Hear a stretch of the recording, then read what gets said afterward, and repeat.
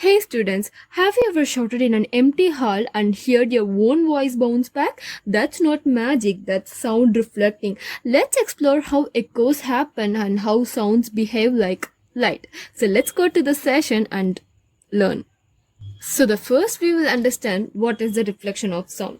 The reflection of sound is nothing but bouncing back of sound from a surface. Just like light, sound too can bounce off walls, floors or ceilings. This bouncing back of solid is called as reflection. That's how you hear an echo in an empty building. If sounds reflects like a light, does it follow the same rules?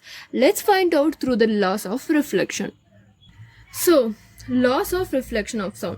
So these are all the reflection of sound laws. So angle of incidence is equal to angle of reflection, and incident wave, reflected wave, and normal lie in the same plane. So this is what we called as law of reflection of sound. So draw a line where the sound hits, and that's the normal. The angle between the incoming sound and the normal is called as angle of incidence, and the outgoing reflected sound makes the same angle on the other side, that's reflection. All these lines lie on the same flat surface.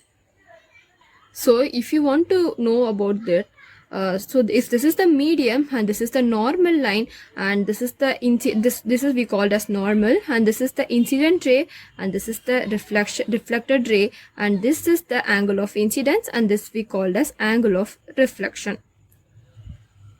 So now that we know how sound reflects, let's look at one cool effect of this, the echo. So the conditions for hearing an echo are time gap must be greater than or equal to 0.1 seconds, and the minimum distance should be equal to 17.2 meter at normal temperature. So to hear an echo clearly, your brain needs a tiny gap of 0.1 seconds between the original sound and the reflected one, and the another one is to make it happen, sound must travel at least 17.2 meters to the wall and the back. That's how far it needs to bounce to become a proper echo. So these are all the conditions for hearing an echo.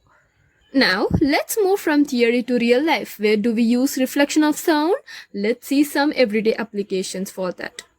So, those are megaphones or horns reflect sound in one direction, and stethoscope reflects sound to doctors' ears, and soundboards reflect sound even in halls. So, megaphones focus your voice using reflection, and doctors hear internal body sounds clearly with stethoscopes thanks to the reflected sound, and the soundboards in large halls spread sound evenly in the audience, all by reflecting it.